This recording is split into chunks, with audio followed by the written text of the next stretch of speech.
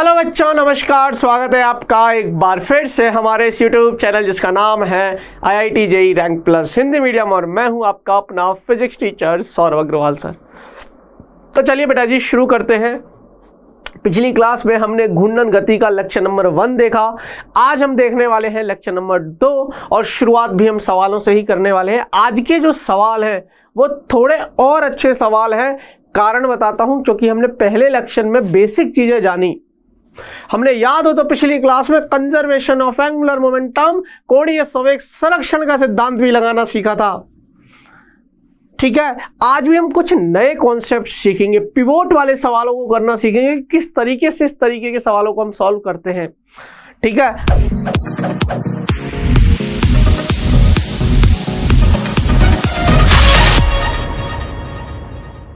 तो चलिए शुरू करेंगे बिना समय बर्बाद किए। लेक्चर नंबर 2 है, घूर्णन गति चैप्टर है, और सवाल है आपके सामने पहला।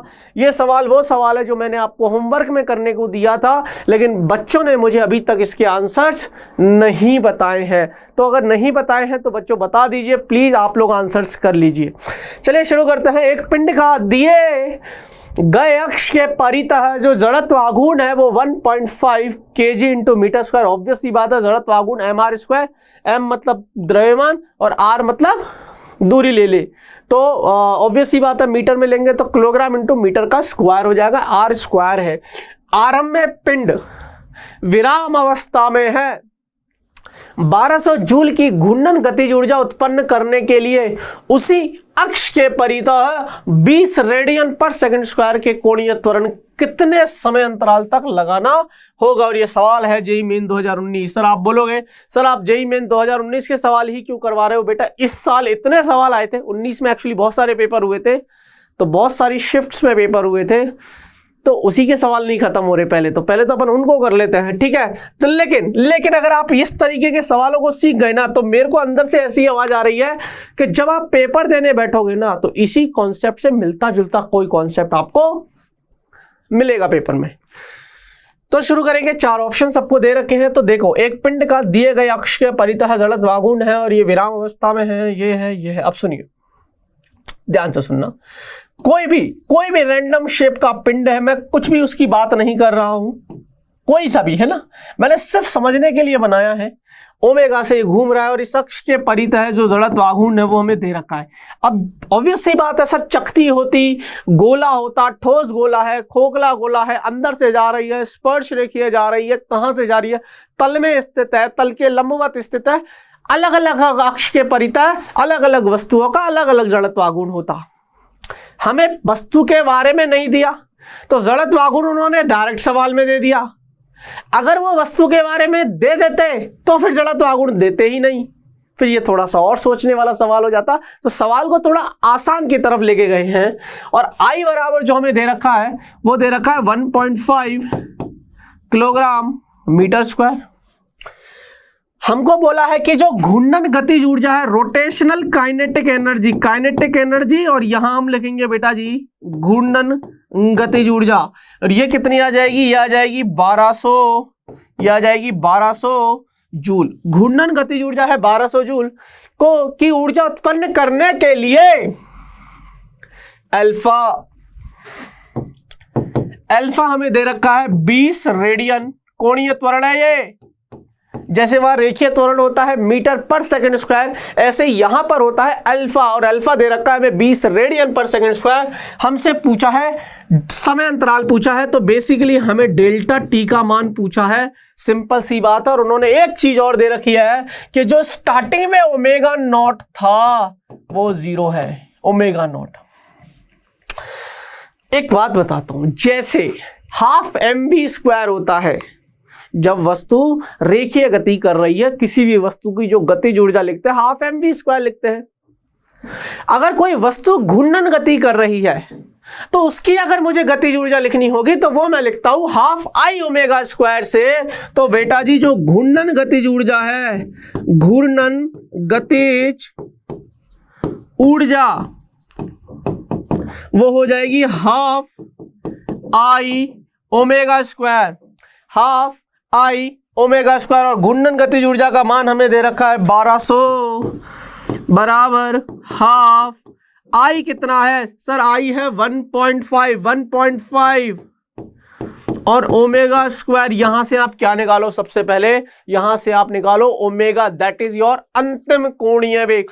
प्रारंभिक कोणीय वेग तो 0 है, क्यों? विराम अवस्था से चल रहा है, घूम रहा है, ठीक है। विराम में थी बॉडी और फिर घूमना शुरू करती है, ठीक है। तो यहां से हम लोग ओमेगा जब निकालेंगे तो ओमेगा स्क्वायर बराबर आएगा 1600, तो ओमेगा बराबर प्लस माइनस 40, तो मैं यहां से ये वाला ले रहा हूं 40 रेडियन पर सेकेंड। क्लियर है क्या? हाँ या ना का जवाब दे दो। तो यहां से हमारे पास निकल के आ गया है ओमेगा। अब हमें निकालना है क्या?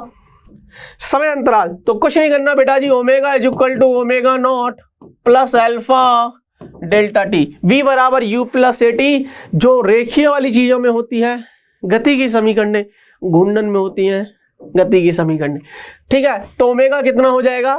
40, ओमेगा नॉट कितना है? 0, अल्फा कितना है? 20 और समय अंतराल डेल्टा टी। तो डेल्टा टी बराबर आ जाएगा 40/20 एंड दैट इज 2 सेकेंड। इसका मतलब समझो, इसका मतलब यह है कि इस बॉडी को इतने त्वरण से, कोणीय त्वरण अल्फा दे रखा है, इतने त्वरण से अगर 2 सेकंड तक घुमाऊं तो मेरे पास जो ऊर्जा आएगी ना इस वस्तु की, घूर्णन गतिज ऊर्जा, वो 1200 जूल आएगी। ये पहला सवाल था, टी बराबर 2 सेकंड इसका आंसर है। क्लियर है? किसी को कोई समस्या? अगले सवाल पे चलते। ये याद रखना बेटा जी, प्लीज प्लीज प्लीज। पहला सवाल था थोड़ा इजी था, ये सवाल मुझे बहुत अच्छा लगता है। इस तरीके के पिवोट वाले सवाल है। सवाल क्या है? सवाल को ध्यान से सुनना, मैं पूरे मूड में हूं आपको अच्छे से सवाल करवाने के। सवाल यह है कि 50 सेंटीमीटर की एक छड़ के एक सिरे को किलकित किया गया है। 50 सेंटीमीटर की एक छड़ को एक सिरे से किलकित किया गया है।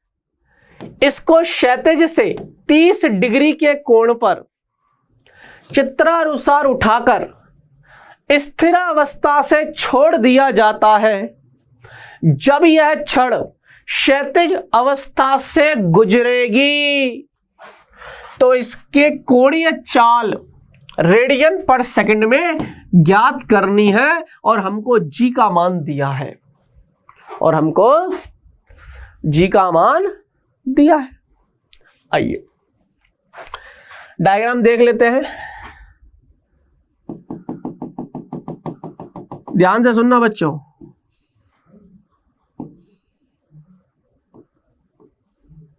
ठीक है, ठीक है। ये हमने किलकित कर रखा है, इसको बोलते हैं पिवोटिंग, हिंज्ड। एक ही पॉइंट के एक ही बिंदु पर घूम जाना। जैसे अगर मैं इस पैर पर रखकर इस पैर को ना हिलाऊं और इस पैर के को फिक्स करते हुए घूम जाऊं तो मतलब मैं पिवोट कर गया, मतलब पिवोट, है ना। तो इस बिंदु को हमने किलकित कर दिया। कील लीजिए और कील से इसको ऐसे ठोक दो हथौड़े से। अब ये बिंदु फिक्स हो गया, इस बिंदु के इर्द गिर्द अब ये घूमेगी ये वस्तु। क्लियर है? तो ये रॉड है, ये छड़ है, इसकी लंबाई हमको दे रखी है 50 सेंटीमीटर और क्षैतिज से इसको 30 डिग्री के कोण पर मैंने उठा रखा है स्टार्टिंग में, बिल्कुल स्टार्टिंग में। और ये है इसकी क्षैतिज स्थिति, यह है इसकी क्षैतिज स्थिति। अब सुनना ध्यान से, बिल्कुल ध्यान से सुनना बेटा, ठीक है। हाँ, ये लंबाई दे रखी है। अब ऐसे उठा रखी है मैंने, जब मैं इसको छोड़ूंगा जाहिर सी बात है ये यूं आएगी। अब यार ऐसे है ना, क्षैतिज के साथ ऐसे है। अब मैं इसको छोड़ूंगा तो ये ऐसे घूमेगी, नहीं समझी? ऐसे थी, घूमेगी ना यार। तो जब ये अपनी क्षैतिज अवस्था से गुजर रही होगी, जब ये अपनी क्षैतिज अवस्था से गुजर रही होगी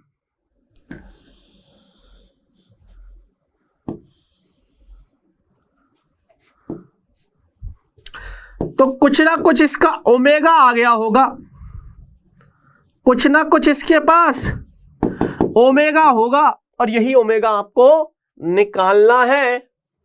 और उन्होंने एक चीज और दे रखी है, स्थिर अवस्था से छोड़ा गया है, ओमेगा नॉट का वैल्यू 0 है। क्लियर है? यहां तक क्लियर है सर, सवाल तो समझ में आ गया। अब एक काम करते हैं, अब मैं अप्रोच कैसे लगाऊंगा सुनना। पहले तो मैं कारण जानूंगा इस सवाल का कि ये नीचे आ ही क्यों रही है। ऑब्वियस सी बात है, कोई तो है जो इसको नीचे ला रहा है, इवन घुमा भी रहा है। दो चीजें सुनो, अगर घुमा रहा है ऑब्वियस सी बात है ये घूमेगी बेटा ऐसे। अब यार ये छड़ यहां से फिक्स है, तो भाई जब तुम इसको छोड़ोगे तो ऐसे ऑब्वियस सी बात है ना यार, ये यूं यूं करके यूं यूं यूं यूं चलेगी ना। अब सुनो, एक चीज तो तय है सर, इसको गुरुत्व बल ही जिम्मेदार है mg। ऑब्वियस सी बात है, सममित क्षण है, एक समान रूप से इसका द्रव्यमान पूरे का वितरित है, तो मान लेते हैं कि द्रव्यमान केंद्र इसका बिल्कुल बीच में है, और ये है बेटा जी mg, ये है mg, और ये हो जाएगा आपका L/2। क्या हो जाएगा? ऑब्वियस सी बात है, पूरी लंबाई आप L लेके चल रहे हो तो आधी लंबाई L/2। क्लियर है? अब सर बल आघूर्ण होगा जिसने इसको घुमाया होगा। कैसे आएगा बल आघूर्ण? सर बल गुना लंबवत दूरी, बल गुना लंबवत दूरी। अब ध्यान से सुनना बेटा, लंबवत दूरी कैसे निकालेंगे? ये नहीं है, ये नहीं है। अब सुनो, अब ध्यान से सुनना। अच्छा, मैं पहले यह निकालना चाहता हूं कि यार गुरुत्व बल के द्वारा किया गया कार्य कितना हुआ। बल तो गुरुत्व ये लगा, गुरुत्व बल के द्वारा किया गया, गुरुत्व बल के द्वारा किया गया कार्य W, W कितना आएगा? कितना आएगा सर? बल कार्य क्या होता है? बल गुना विस्थापन। बल लगा mg और विस्थापन कितना है? यहां से यहां आया, द्रव्यमान केंद्र अभी भी यही है, तो विस्थापन कितना आया ये। अब ध्यान से सुनना, इसको कैसे निकालेंगे? ये थीटा है, अब ये ट्राइंगल बन गया। देखो, अगर मुझे ये निकालना है तो ये कैसे निकालूंगा? साइन 30, ध्यान से सुनना, साइन 30 बराबर ये कितनी है ये नहीं पता, तो इसको x मान लेते हैं। अब साइन थीटा का मान क्या होता है? लाल बटे कक्का से लंब बटे कर्ण, थीटा के सामने वाला लंब बटे कर्ण, समकोण के सामने वाला ये कर्ण है, ये है L/2। तो सर x आ गया L/2 साइन 30, और साइन 30 होता है आधा, तो x हो गया L/4। तो mg बल गुना विस्थापन L/4, ये आ गया आपके पास किया गया कार्य mg L/4। अच्छा, अब सुनो, आपसे कार्य भी पूछ लेते, एक सवाल यहीं पे बन जाता। अब हमें क्या निकालना है? हमें तो कार्य हो गया, हमें निकालना है ओमेगा क्षैतिज स्थिति पर। अब हम लगाएंगे क्या? देखो, ये जो किया गया कार्य है, ये किया गया कार्य ही किस में परिवर्तित हो गया? ये किया गया कार्य इसको घुमा रहा है। देखिए ना, ऑब्वियस ही बात है, वर्क एनर्जी थ्योरम लगा रहा हूं मैं, वर्क एनर्जी थ्योरम लगा रहा हूं, तो देखिए mg/L/4 बराबर half I omega square, half गुणन गतिज ऊर्जा, हाफ आई कितनी है? पहले तो 0 था भाई, पहले तो कुछ घूम नहीं रहा था, आई नहीं बोल रहा हूं, गतिज ऊर्जा की बात कर रहा हूं। तो ध्यान से सुनना, आई कितना? अब इस क्षण का इस अक्ष के सापेक्ष बिल्कुल कोई के, अगर यहां से होता केंद्र से तो हम लेते हैं ml²/12, ये ले रहे हैं एक सिरे से, और ये होता है ml²/3 half I omega square. यहां से देखो m से तो m गया, एक l से एक l गया, तो ये आ जाएगा g/4, ये आ जाएगा ओमेगा स्क्वायर L/6, इधर आ जाएगा तो 3g/2, 3g/2 बराबर ओमेगा स्क्वायर L, और L कितना दे रखा है? L 50 सेंटीमीटर है। तो देखिए ओमेगा बराबर कितना आ जाएगा? 3g/12, और L आपको दे रखा है 50 सेंटीमीटर, तो 50 × 10⁻⁻² मीटर, तो 0.5। तो ओमेगा बराबर, ध्यान से सुनना, 3 × g/2 × 5 × 10⁻⁻1, ये और ये खत्म हो गए, तो omega is equal to √3g और g की वैल्यू 10 है, √30 रेडियन पर सेकेंड। क्लियर है? आई थिंक इसमें किसी को कोई दिक्कत? बोलिए यार, क्लियर है? इस सवाल में भी √30 कर लोगे? देखो सवाल बहुत अच्छे सवाल है, कुछ नहीं किया, मैं बता देता हूं। ऑब्वियस ही बात है, गुरुत्व बल के द्वारा किया गया कार्य। ऑब्वियस ही बात है, इस छड़ को नीचे तो गुरुत्वाकर्षण बल है, इसका mg नहीं, mg ही है जो जिम्मेदार है इसको नीचे लाने के लिए, तो mg, तो गुरुत्व बल के द्वारा किया गया कार्य तो बल गुना विस्थापन, तो हमने बल और विस्थापन हमको लिखना था, तो अच्छा थीटा का मान 0 है, क्योंकि इसी का, इस बिंदु से हम बात कर रहे हैं द्रव्यमान केंद्र की, तो ये मान लो नीचे की तरफ ही आया, तो विस्थापन भी उसी दिशा में, थीटा का मान 0 cos 0 1। अब ये विस्थापन कितना है ये निकालने के लिए हमने ट्राइंगल ले लिया साइन थीटा का मान निकाल के, तो साइन 30 बराबर दिस, तो हमने यहाँ से x निकाल लिया, तो हमारे पास क्या आया, वर्क आ गया, और यही वर्क है बराबर उसके घूर्णन गतिज ऊर्जा में परिवर्तन ले लो। तो प्रारंभ में तो भाई वो विराम में था, तो ओमेगा नॉट प्रारंभिक तो खत्म हो गई, हाफ आई ओमेगा स्क्वायर करोगे ना भाई, ओमेगा नॉट 0 है, अंतिम कर लो, अंतिम के लिए हाफ आई ओमेगा स्क्वायर लगा दिया, हाफ आई, और एक छड़ का जड़त्व आघूर्ण उसके एक सिरे से जब गुजरती है तो ml²/3 होता है। सॉल्व किया, आंसर आया। क्लियर है? देखिए ऐसे सवाल करने में आनंद आता है यार, सच बता रहा हूं, मजा आता है। ये भी जेईई मेन 2019 का सवाल था। आगे चलते हैं, एक और सवाल है, बढ़िया सवाल है। सर ये क्या कर रहे हो आप, कैसे कैसे सवाल लेके आ रहे हो बेटा, ये एक और तगड़ा सवाल। सवाल क्या है, सवाल को समझो।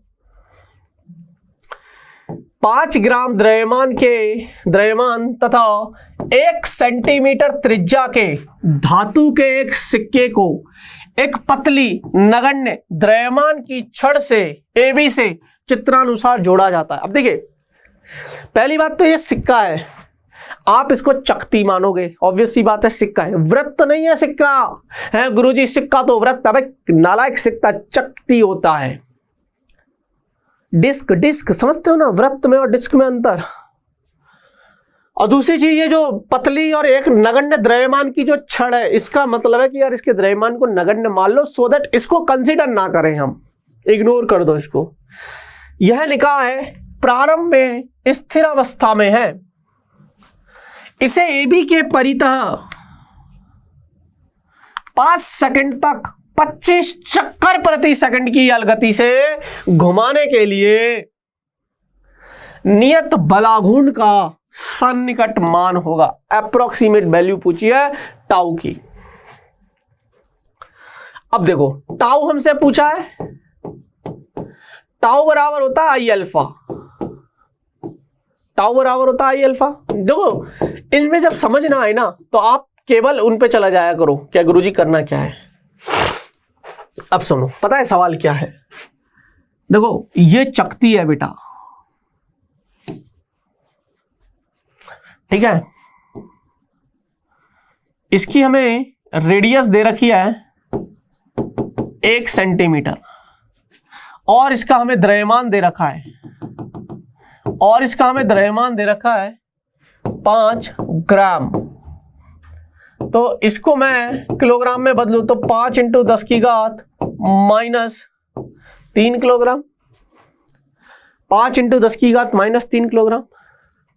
ये पतली नगण्य द्रव्यमान की छड़ है, इसके परितः हमने ये सिक्के को घुमाया, ये सिक्के को हम ले लेते हैं चकती। अब दो चीजें यहां पर, सर इस अक्ष के परितः जड़त्व आघूर्ण आपको पता होना चाहिए, नहीं पता तो खेल खत्म। अब बहुत सारे बच्चे 3/2 mr² लिखते हैं, यहां मात खा जाते हैं वो, क्यों, कारण बताता हूं बेटा। ये चकती अगर ऐसे होती ना और ऐसे होता दिया हुआ सिस्टम, तो आप 3/2 mr² लिख दो, बिल्कुल मुझे कोई प्रॉब्लम नहीं है। नहीं समझे?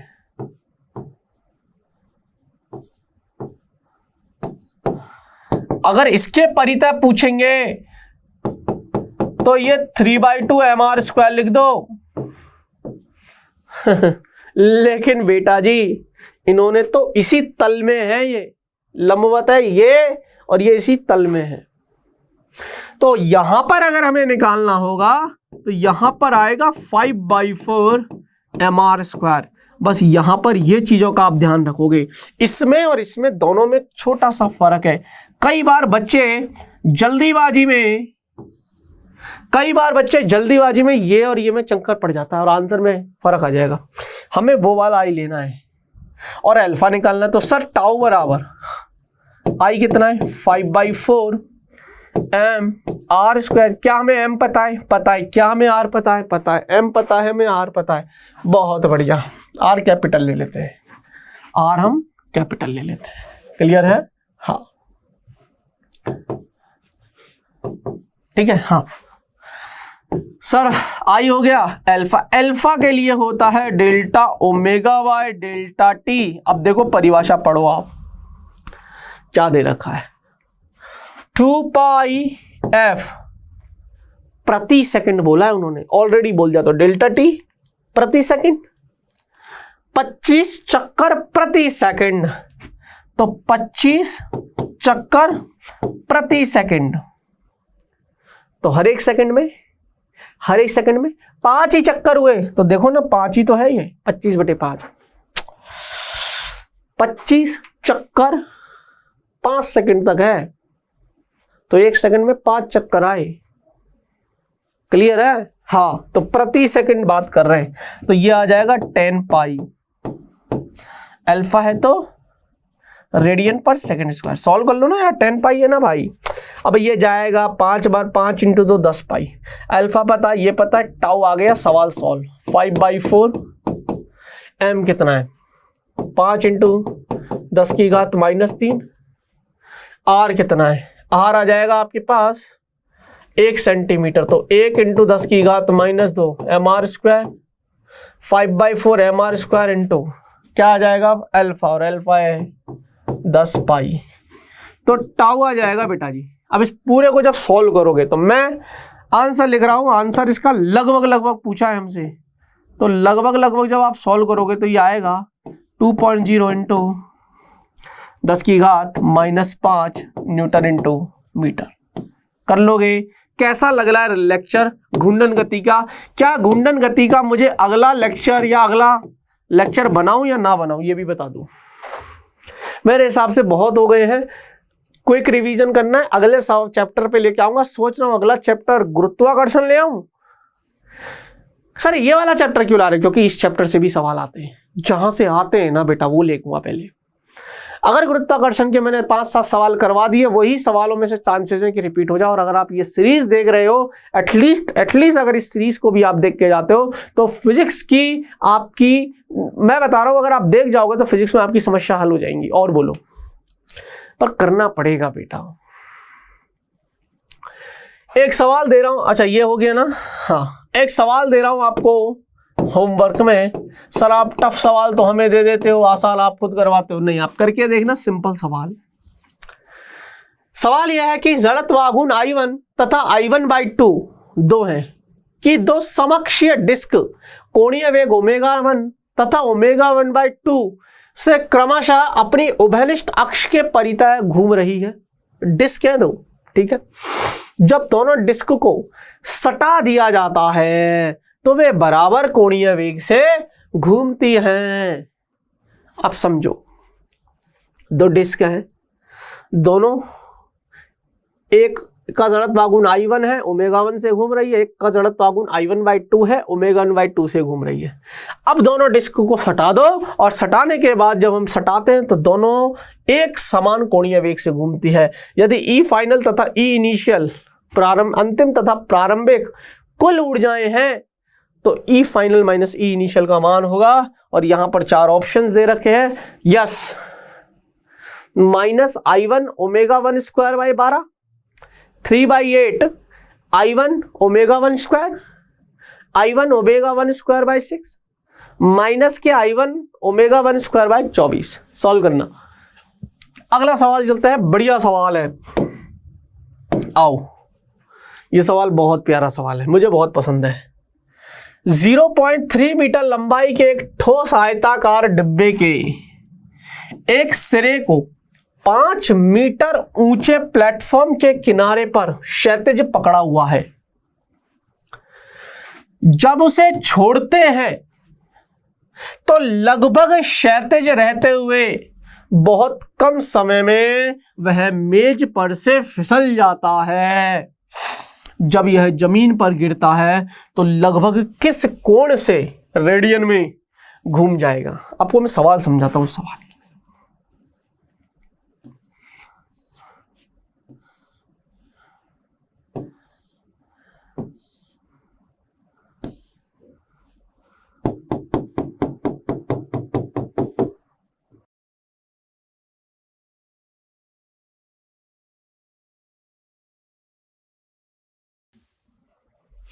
तो मैंने डायग्राम बना दिया है। अब देखो ध्यान से सुनना है ना। ये हमने क्या बना दी बेटा जी? ये हमने टेबल बना दी, ठीक है। तो अब यहां पर एक आयताकार डब्बा रखा हुआ है ना। यहां पर एक आयताकार डब्बा रखा हुआ है किनारे पर, बिल्कुल थोड़ा सा इमेजिन करना, ठीक है। यहां पर एक इमेजिन करना, किनारे पर डब्बा रखा हुआ है, लिखा हुआ है, और वो भी ठोस आयताकार डब्बा है। ये जो ऊंचाई दे रखी है ना बेटा जी, ये जो हाइट दे रखी है ना, ये हमें दे रखी है 5 मीटर, और इसकी जो लंबाई दे रखी है वो लंबाई हमें दे रखी है 0.3 मीटर। सवाल को ध्यान से सुनना, लंबाई हमें दे रखी है 0.3 मीटर। अब इसमें एक चीज है सर, जब ये जमीन पे गिरेगा तो देखो एक कहानी क्या थी। ये टेबल थी, इसके किनारे पर मैंने एक आयताकार ठोस डब्बा रखा हुआ है, लगभग क्षैतिज रखते हुए मैं इसको छोड़ देता हूं। जब ये छोड़ूंगा तो ये सीधा ऐसे नहीं गिरेगा, ये कुछ ना कुछ घूम जाएगा, और जब ये घूम जाएगा, फॉर एग्जांपल मान लीजिए ये आयताकार डब्बा सपोज ऐसे गिरता है, तो पहले कैसे था? पहले ऐसे था, छोड़ा था, तो अब ये ऐसे गिरा, तो ये क्या हुआ? इतना घूम गया। तो ये थीटा ही आपको निकालना है, बेसिकली थीटा ही आपको निकालना है। अब थीटा निकालने के लिए आपको दो चीज चाहिए, ओमेगा इंटू टी। अब सर टी निकाल लो और ओमेगा निकाल। अब तुम बोलोगे सर टी तो दिया हुआ है। नहीं, ये टी नहीं है, ये टी तो वो टी है कि ये इतने समय में, ज्यादा समय नहीं लिया इसने गिरने में, बोला है ना, लगभग क्षैतिज रहते हुए बहुत कम समय में ही मेज पर से फिसल जाता है। तो फिसलने में ज्यादा समय लिया नहीं इसने, ठीक है। तो अब हम जाएंगे ओमेगा पर और टी पर। तो टी तो हम सीधा सीधा उससे निकाल लेंगे कि भैया गुरुत्व की अधीन गति है, एक वस्तु को जब मैं छोड़ता हूं एच ऊंचाई से तो वो नीचे आने में कितना समय लगती है। तो T is equal to √2h/g। तो टी तो मेरा यहां से आ जाएगा, तो टी बराबर 2h कितना है 5, और g की वैल्यू बोला है क्या? नहीं बोला, 10 ले लेते, चलो कोई बात नहीं, वैसे बोल देना चाहिए उनको। तो ये लगभग 1 सेकेंड आ जाएगा, या g की वैल्यू अगर मैं 10 लेके चलूं तो ये एग्जैक्ट 10 आ जाएगा। सॉरी, मतलब ये 5 × 2 10, 10/10 1 √1 आ जाएगा, मतलब 1 आ जाएगा। अब हमारा मेन काम है कि सर ओमेगा आप निकालकर हमें दे दीजिए। अब ओमेगा के लिए है सारी जद्दोजहद। देखिए मेरे दिमाग में एक चीज आई कि सर कोणीय आवेग बराबर है कोणीय संवेग में परिवर्तन। जैसे हम वहां पर लिखते थे रेखीय संवेग में परिवर्तन बराबर आवेग, इम्पल्स, तो इसमें भी हम इसी तरीके से लिखेंगे, चेंज इन, ये पता होना चाहिए, कोणीय आवेग, कोणीय आवेग बराबर है, कोणीय आवेग बराबर है कोणीय संवेग, कोणीय संवेग में परिवर्तन, कोणीय संवेग में परिवर्तन मतलब angular impulse, angular impulse is equal to change in angular momentum, change in angular momentum. अब ध्यान से सुनना बेटा, तो कोणीय आवेग कैसे लिखते? वहां पर लिखते थे, आवेग लिखना होता था रेखीय, तो हम लिखते थे F × ΔT, यहां आएगा टाउ × ΔT, समझ गए क्या? टाउ बल आघूर्ण इंटू समय, वहां बल इंटू समय आता था, घूर्णन की बात हो रही है ना। कोणीय संवेग I ओमेगा होता है, तो L final minus L initial, L final minus L initial. अरे यार कोणीय संवेग L, तो ध्यान से सुनना, अब L होता है I ओमेगा, कोणीय संवेग L बराबर I ओमेगा। जैसे वहां पर होता है mv, रेखीय संवेग P बराबर होता है mv, तो v की जगह तो यहां रेखीय वेग है तो यहां कोणीय वेग आ गया, यहां m द्रव्यमान है, यहां I जड़त्व आघूर्ण है, क्योंकि जो घूर्णन, जो नॉर्मल द्रव्यमान काम करता है रेखीय गतियों के लिए, घूर्णन गतियों के लिए वही काम जड़त्व आघूर्ण करता है। क्लियर है? तो आप ऐसे याद रखा करो चीजों को। अब देखिए टाउ हमें पता है क्या सर, बल गुना लंबवत दूरी। अब इसको नीचे घुमा कौन रहा होगा? ऑब्वियस सी बात है mg का ही घटक होगा जो इसको नीचे लेके जा रहा होगा, mg ही होगा। अब इस बिल्कुल किनारे पर रखिए, ये बिल्कुल किनारे पर रखिए, इसको ऐसे मान के चलो तुम, ठीक है? तो बिल्कुल किनारे पर रखिए, तो ये तो mg है और ये इसकी घूर्णन अक्ष है, इसके जिसके परितः घूम रही है। तो यहां से ये लंबवत दूरी L/2, क्योंकि पूरी L है, तो टाउ हो जाएगा बल गुना लंबवत दूरी mg into L/2। Delta T कितना है? 0.01 सेकेंड। इतने समय में ये मेज पर से फिसल जाती है, बराबर अंतिम कोणीय संवेग I ओमेगा माइनस प्रारंभिक कोणीय संवेग। प्रारंभ में तो ये क्या था? स्थिर अवस्था में ही था, प्रारंभ में घूम थोड़ी ना रहा था, तो ये तो 0 हो जाएगा। बस अब यहां से निकाल लो, mg L/2 इंटू 0.01 बराबर I कितना है? I होता है एक क्षण का अगर हम इस सिरे के प्रति, इस सिरे के परितः जड़त्व आघूर्ण लिखे तो ये ml²/3 होता है। अगर इसके परितः लिखते हैं तो ml²/12 होता है। याद रखना अगर ये पूरी लंबाई L है तो ये L/2 है। यहां से लिखेंगे तो ml²/12 होता है, एक सिरे से लिखे तो ml²/3 होता है, ये पता होना चाहिए। तो हम यहां लिखेंगे ml²/3 इंटू ओमेगा। बस अब इसको सॉल्व करते हैं, m से m गया, एक l से एक l गया, तो ध्यान से सुनना बेटा, ये आ जाएगा 3g/2 इंटू 0.01 बराबर l ओमेगा। मैं कोई गलत कर रहा हूं क्या? तो यहां से l को भी नीचे ले आओ, तो 3 into g/2 into l into 0.01 बराबर ओमेगा।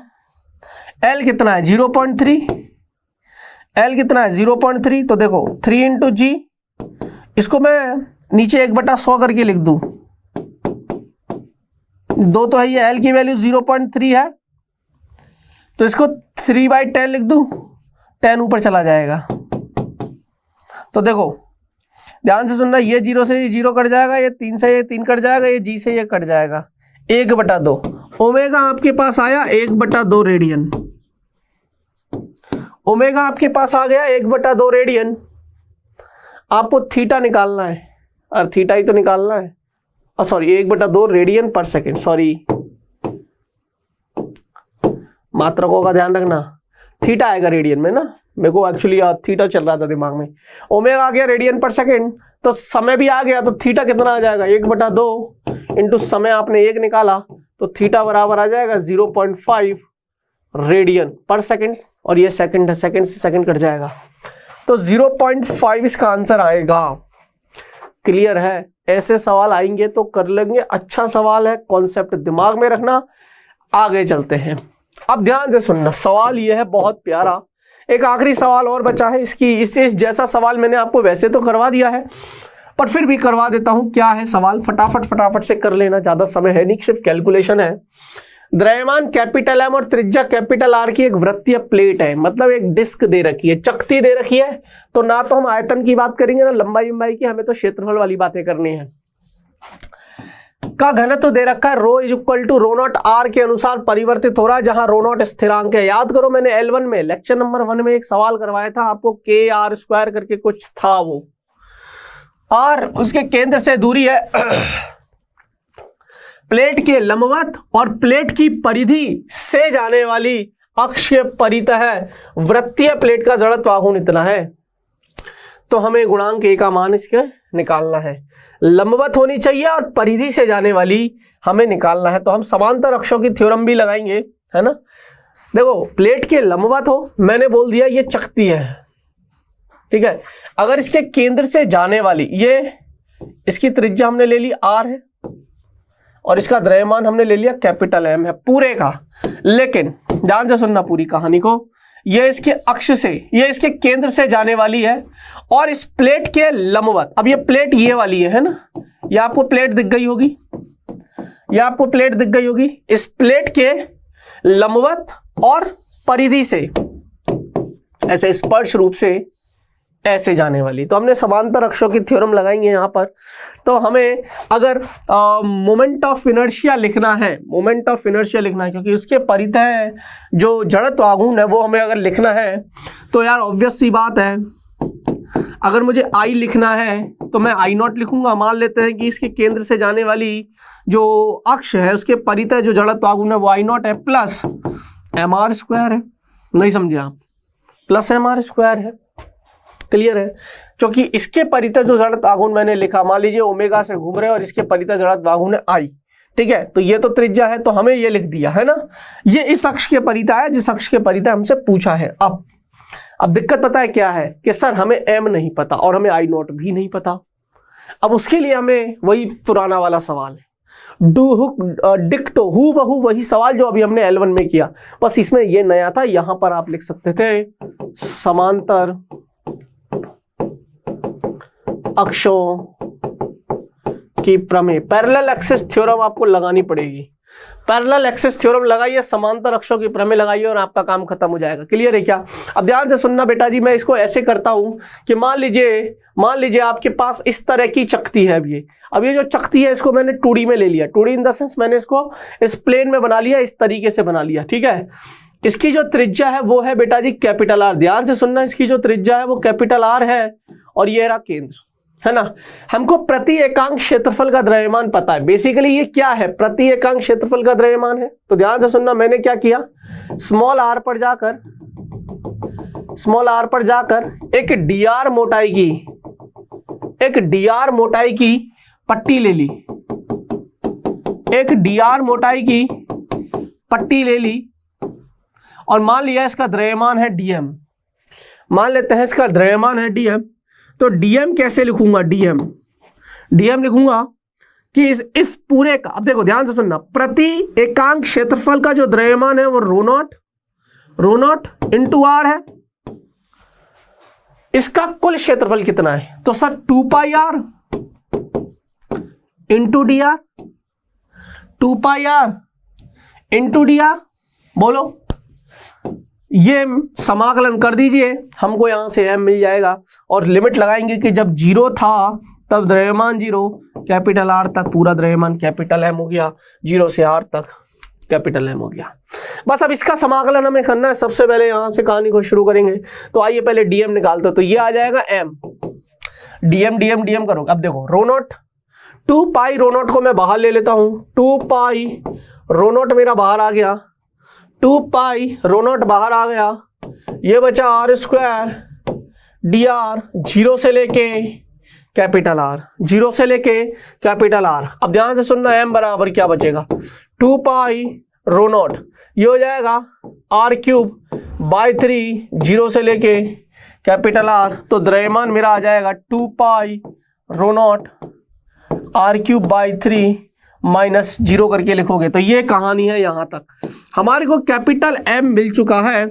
अब हमें निकालना है जड़त्व आघूर्ण। तो जड़त्व आघूर्ण के लिए हमें आई नॉट निकालना पड़ेगा। अब आई नॉट इसलिए हमें समाकलन की मदद से निकालना पड़ेगा। आप लोग बोलोगे गुरुजी सीधा सीधा लिख दो ना, चकती का उसकी केंद्र से गुजरने वाली अक्ष के परितः जड़त्व आघूर्ण। इसलिए नहीं लिख सकते क्योंकि द्रव्यमान नियत नहीं है, ठीक है।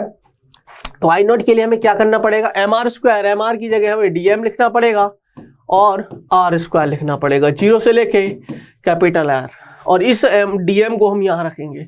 तो बेटा जी आई नॉट बराबर, ध्यान से सुनना कहानी को, 0 से लेके कैपिटल आर, डीएम कितना है आपका? रो नॉट आर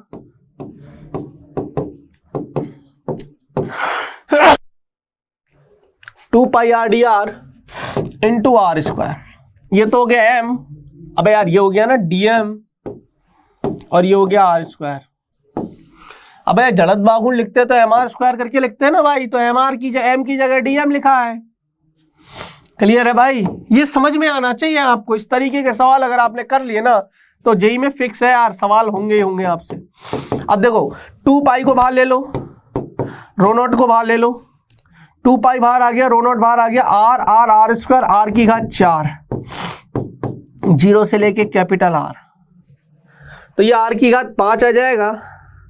तो आई नॉट लिख देता हूं मैं। आई नॉट जो बेसिकली आएगा वो आएगा 2 पाई रो नॉट, और ये डी आर तो होगा ही, तो ये हो जाएगा आर की घात 5 बाई 5, 0 से लेके कैपिटल आर, तो आई नॉट आ जाएगा 2 pi rho not capital R की घात 5 बटे 5।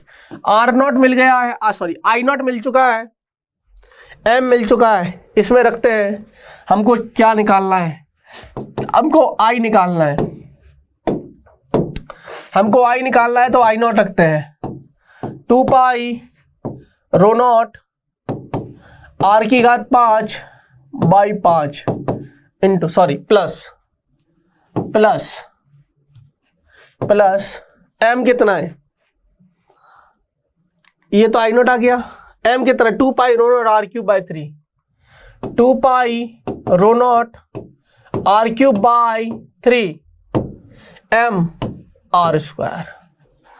तो यार एक काम करते हैं, आई बराबर 2 पाई रो नॉट आर की घात 5, 2 पाई रो नॉट आर की घात 5। एक काम करते हैं, 2 पाई रो नॉट आर की घात 5 कॉमन ले लेते हैं, 1/5 प्लस 1/3, यह आ जाएगा 5 तिया 15, 3 5 8/15। तो y बराबर आ जाएगा 2 पाई रो नॉट आर की घात 5 इंटू 8/15।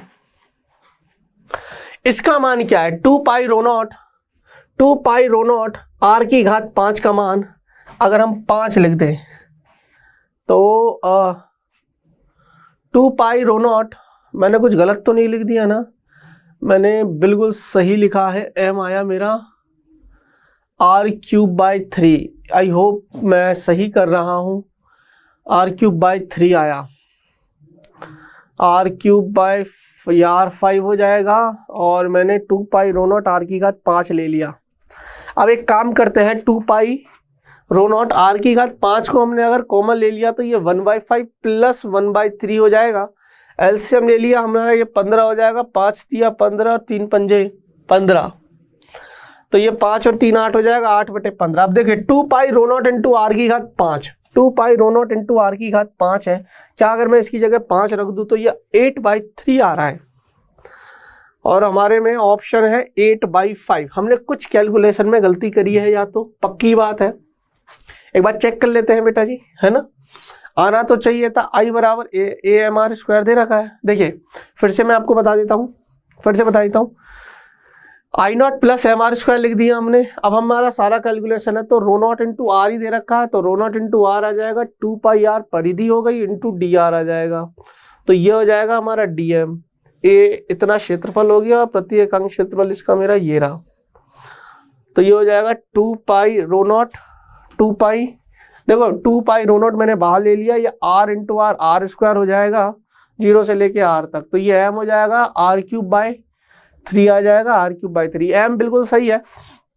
अब मैं बात करता हूँ इसकी, तो rho not r 2 pi r, calculation बहुत स्पेशल चीज़ है, rho not into r 2 pi r d r, और ये तो हो गया एम आर स्क्वायर। तो अब देखो 2 पाई रो नॉट बाहर आ जाएगा, एक आर और आर की घात 4 है, ये आर की घात 4 है, और 0 से लेके आर स्क्वायर सॉरी आर हो जाएगा 2 पाई रो नॉट आर की घात 4 है, आर की घात 5/5 आ जाएगा, ये भी सही है हमने।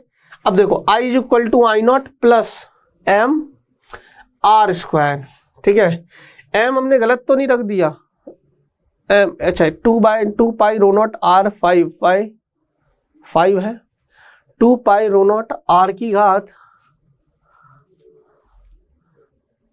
घात 3 पाई 3 है। मेरी कैलकुलेशन में तो कोई गलती नहीं है, क्योंकि यार वो तो अपन ने सही करके लेके आए यार अपन, है ना, मुझे ऐसा लगता है कहीं तो ऊपर हो गया है सवाल में कुछ है नहीं, मुझे ऐसा लग रहा है ऊपर ही कुछ, यहीं लास्ट में आते ही कहीं अपन मिस कर रहे हैं कुछ चीज को। तो एक काम करते हैं, 2 पाई इसको अच्छे से लिखते हैं, रो नॉट r की घात 5/5 plus 2 pi rho not r की घात 3 और ये r की घात 2 है, तो ये हो जाएगा r की घात 5/3।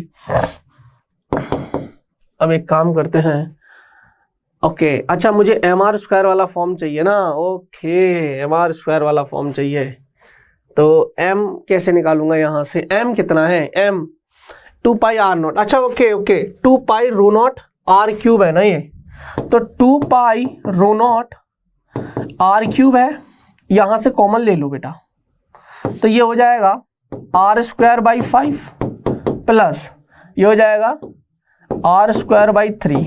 रखो इसको, समझ गया मैं, ठीक है। हमें एक्चुअली ये वाला फॉर्म चाहिए, I = a × mr², ठीक है, ये वाला फॉर्म चाहिए ना। तो देखो r² यहां से कॉमन ले लेंगे, 2 pi rho not r cube, 2 pi rho not r cube, इसकी वैल्यू है 3m, इसकी पूरे की वैल्यू क्या है 3m, तो यहां आ जाएगा 3m, तो ध्यान से सुनना, इस पूरे की वैल्यू 3m है और r² यहां से आ ही जाएगा, और ये 1/5 प्लस 1/3। अब देखो चेक करो, इसको हमने सॉल्व किया था तो कितना आया था, यह आया था 15 और ये 3 + 5 8/15, तो ध्यान से सुनना, ये आ जाएगा 3mr² × 8/15, तो ये आ जाएगा 8/5 mr²।